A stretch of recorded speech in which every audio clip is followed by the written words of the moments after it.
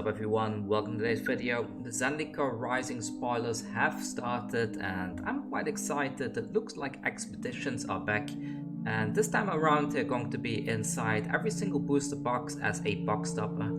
The expeditions are all going to be lands, and the great thing about that is that 10 out of those 30 expeditions that are going to be in Zendikar Rising are actually all the Fetchlands, and there are some really cool other cards as well.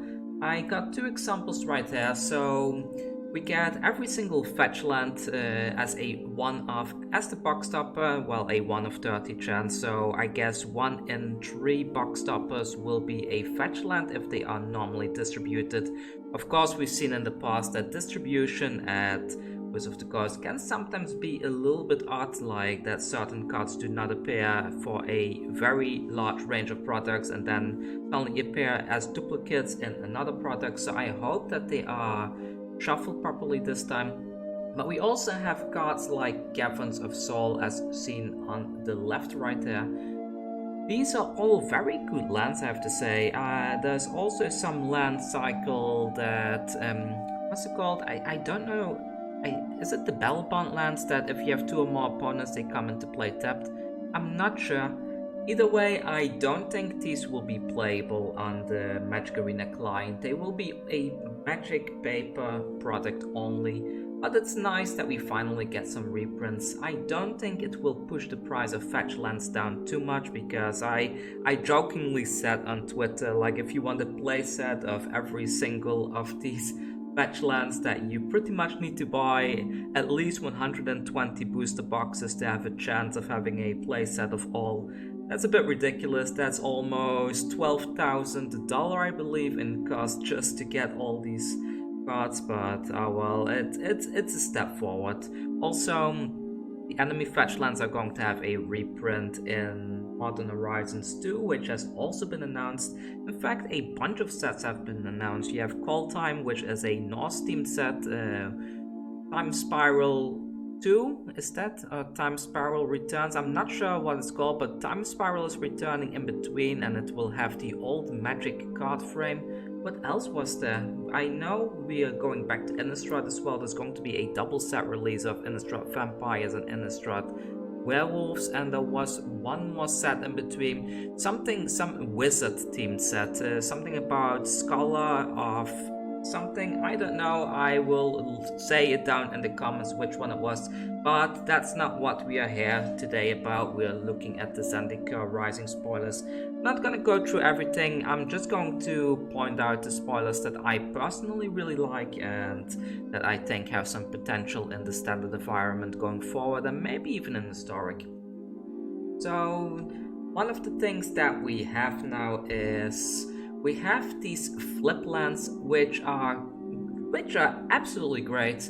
Every single color combination is getting a flip land, like 2 color combination, I have to say, not 3 color. And how this works is you basically put these in your deck or a token card in case you play paper, but when you play it, you get to choose which side you will play. So if you, for example, I got the Demir one on the screen right now. So let's say you are missing black mana, you can play it as a black land, or if you're missing blue mana, you can play it as a blue land. It's not as good as cards that just have both colors on it at once, like a shock land, but this will be really great for mana fixing, and I hope to get my hands on a playset of every single one of these if I can. I hope they're not going to be too expensive, but as we've seen with the collector boxes in the past few sets, the regular rare cards tend to go for quite a low value, so I assume that these will probably be going around the $2 to $3 range, or 2 to 3 euro if you are in Europe. And I don't think they will be too expensive above that. But at least we got some form of mana fixing in the standard environment going forward, because after rotation we no longer have shock lands, and we already missed out on all the check lands from the previous standard rotation, so mana fixing has been a bit on the harsh side up until now, but this will help a lot. These are just lands though, like it's not like the Clearwater pathway is an island and the other one is a swamp. That's a bit sad. I would have loved if they were an island or a swamp so that they can be searched with a fetchland, I mean, but and also have some checking for the castles from Eldraine. But it is what it is. They are nice cards and I'm quite happy about that. So far we have a bunch of spoilers. I'm not too sure about the playability of most of them. I quite like the Nissa card. I don't have an example right here, but the ones that I'm mostly excited about are the new rogue cards that are in the set. So it seems that there is going to be a bit of a party team in Zendikar Rising, where if you have a certain amount of creature types on the battlefield, they kind of count like a party, a bit like Dungeons and Dragons, I assume, or like old school RPGs like Final Fantasy. And a party consists of a rogue, a warrior, a cleric, and a wizard. So the more you have on the battlefield, you get benefits on certain cards like cost reduction and such. But that means that in this particular set there are going to be a lot of rogues, which is really nice with the Guild Enforcer that we got the other day in the core set. Because now we got a lot of cheap rogues which can flash in or even are very invasive, like the Merfolk Windrobber on the right side. I'm happy about that. I really like rogues and I feel like these even have a bit of a ninja aesthetic to it. I don't know, they look ninja-like to me rather than just rogues. So these two rogues are the 1-drops that are going to be in the next set that I quite like. We have Sulapor Duelist. When he enters, a target creature gets -2/-0. That can end its controller mills 2 cards. You could use this to mill yourself in a pinch and kind of a self-mill deck, but I think this is quite cool because if you use this one early on, you can just attack in, and if the opponent decides to block something, you can just give it -2/-0, and then most likely your rogue will survive. And on the other hand, we have the Merfolk Windrobber on the right side. This one doesn't have flash, but whenever the Windrobber deals combat damage to a player, that player mills a card. Sacrifice Merfolk Windrobber, draw a card, activate this ability only if an opponent has 8 or more cards in their graveyard. But since all these rogues seem to have a mill effect on them, so I think getting to 8 or more cards is not going to be too difficult, especially with the Guild Enforcer. It's going to be rather easy, I assume. So I think there is something to be said to have a kind of a rogue tempo deck or a rogue mill deck, which will be quite nice. I'm a little bit scared because milling your opponent with all these escape cards in standard, especially Euro, it can be quite scary because fueling a Euro so that they can come back from the graveyard early can be quite problematic, to be honest, but we did get a very cool card which I will be showing later on that functions really well against Euro. And it seems to think that the reason why I think these rogues are heavily based on ninjas is because of this little card right there. We have Zareth San, I want to call him. Probably San, it's probably not Japanese, but let's just call it Zareth San, the Trickster. He has flash, and whenever he deals combat damage to a player, you may put target permanent card from that player's graveyard onto the battlefield under your control. That's really powerful, but the thing that makes me really excited about him is the 2 generic 1 blue 1 black ability he has, which is return an unblocked attacking rogue you control to its owner's hand. Put Zareth San Trickster from your hand onto the battlefield, tapped and attacking, and that's exactly how Ninjutsu used to function historically. I have an example Ninjutsu card right here, Fallen Shinobi. So as you can see, Ninjutsu 2 generic, 1 blue, 1 black, return unblocked attacker you control to the hand, put this card on the battlefield from your hand, tapped and attacking. It's pretty much the same ability, and it's quite nice because Ninjutsu is one of my favorite abilities in Magic the Gathering. Probably because I'm kind of like a samurai and ninja historic, so I'm a bit biased towards the archetype. I quite like it. I know all the ninjas and everything, they are quite ridiculous in the Magic the Gathering setting and have a very heavy fantasy ninja vibe, but I just like it, and I'm happy that we have something that is similar to ninjas in the game now that we can play around with, and this is probably going to be one of my pet decks in standard going forward. Then we have this other little rogue here as well. When Acquisition Expert enters the battlefield, target opponent reveals a number of cards from the hand equal to the number of creatures in your party. The party thing is what I said earlier. If you have a rogue, wizard, cleric, etc. on the battlefield, then that counts as a creature in your party. You may choose one of those cards. That player discards that card. So if you have a bunch of these on the battlefield, let's say, I don't know, let's say you play this in a Madhu Winota deck. Usually you have a range of creatures, like Winota herself is a warrior, this one is a rogue. You might have a wizard on the field as well. Clerics I don't think are really played in Winota, but if you had those three creature types on the battlefield, then your opponent has to reveal 3 of the cards in the hand, and usually once you're at the 4 mana or even 3 mana slot, then usually they only have that many cards in hand anyways, and then you get to pick and discard one. So this is very similar to the Burglar, which I was quite sad we are losing a rotation, but we got something that is kind of better, like the opponent still gets to choose, but in some cases you have more power to choose what they have to discard. And finally we have these 2 cards right here. Confounding Conundrum is the one I was talking about. When Confounding Conundrum enters the battlefield, draw a card, so it cantrips, that's great. And then whenever a land enters the battlefield under an opponent's control, if that player had another land enter the battlefield under their control this turn, they return a land they control to its owner's hand. And this is a big screw you to Euro, I guess, and the main counter that is going to make Euro's life a bit harder. Probably a very nice sideboard card for pretty much any blue aligned deck, because this makes it so that the opponent can't really ramp anymore. So cultivates with this become weak, Euros become weaker, a lot of things become a lot weaker having this on the battlefield.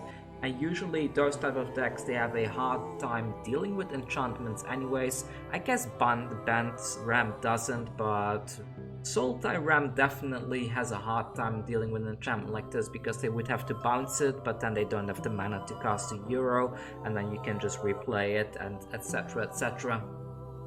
And for the mono red players out there, we have the Akam Hellhound right there on the right. Whenever land enters battlefield, Akam Hellhound gets +2/+2 until end of turn. That's nice, that's nice. That pretty much means for the first 3 turns after you play this, usually you play up to 4 lands. This is pretty much going to be a 2/3 for just 1 mana. That's really strong. That's almost Goblin Guide level of strong. Of course, this one doesn't have haste, which is a bit sad, but it's a very nice replacement for the Scorch Spitter, and I'm very happy that we have this one. On top of that, because when he attacks in with this +2/+2, he will have 3 toughness, so most creatures are not going to be able to kill it in a block either, so I think this particular one is going to be really nice going forward to play with in mono red. And these are the cards from yesterday's reveals that kind of stood out to me the most personally, that I want to be playing around with. I'm not gonna go through all the reveals. If you want to see all the spoilers, I will put a link down in the description to the MTG Goldfish spoiler page, where you can see all the revealed cards and read them for yourself.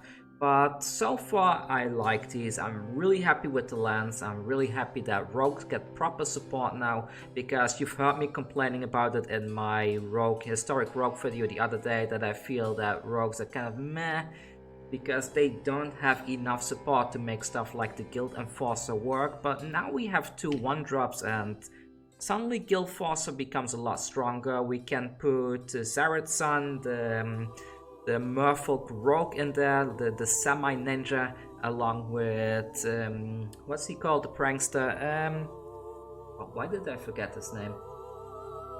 The one from Eldraine, the 2 black, 2 generic prankster, Rankle, the prankster. It's quite cool, it's quite thematic having a trickster and a prankster in the same deck. At least I like little details like that. So yeah, I guess Rogues is going to be one of the first decks I'm going to brew during the upcoming early access that I will be part of. Keep an eye out on all these spoilers. If you see a combination or if there's a particular card you really like in the spoilers, let me know down below. And if there is a deck you want me to play during the early access event, let me know as well. I don't mind brewing something for the community. Let's do this together. I know many of you don't have access. I will try doing it on a live stream so that we can all brew together and have fun together. But if I cannot make it on a live stream, I will make sure that I will be uploading multiple videos during those few days, and I maybe just upload a bit less afterwards when the set actually goes live, because at that time people are busy playing anyways instead of watching my videos, I would assume at least.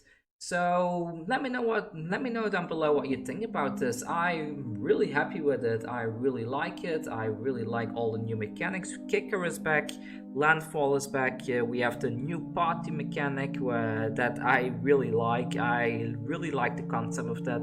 I hope that eventually we get something like a 5 or 6 mana card which says like, get a rogue warrior, like gather the party and then fetch a rogue warrior, cleric and wizard from your deck and put them on the battlefield. Maybe that's a bit too overpowered, but I hope we get something like that. Anyways, thank you for watching, and if you want to support me, there is a Patreon link down in the description as well as a donation link. Making these videos do require quite a bit of time to put out, and well, it would be nice to have some support from the community, because right now my gem total is very low and I'm afraid that I will not be able to brew as many decks as I normally do once the set really goes live.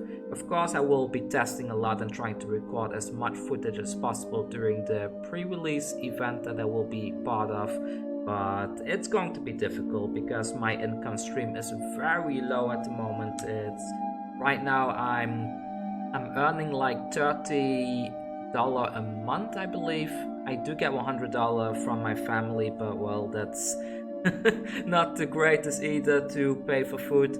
But overall, all the costs I have with like generic stuff is like over $300, so it's getting a bit financially tight to keep on sponsoring Magic Arena to be able to make these videos and brew these decks. So if you want to help out with that, that's a way you can. Anyways, thanks for watching everyone, and let's see what spoilers are going to come out tomorrow. I will probably do another one of these videos tomorrow for the day 2 spoilers, and I believe day 3 is the last day of spoilers, if I'm not mistaken. So on day 3 I will go through everything again, take all the cards I like, put them together and see what we can come up with and what kind of decks we can come up with. And then after that I will probably be doing a bit of a prediction video, like which decks will be performing well in the standard environment. I will probably do some deck brewing to let people know which cards are rotation proof going forward. And yeah, and then it's almost time for the new set already, because it's just a little bit longer than 2 weeks from now. We will all be playing Zendikar Rising on Arena with a very new rotation. I'm looking forward to it. I'm not looking forward to facing Euro, but I'm happy that we finally got some tool that can go against Euro, his oppressive nonsense. Anyways, again, thank you for watching and see you all next time.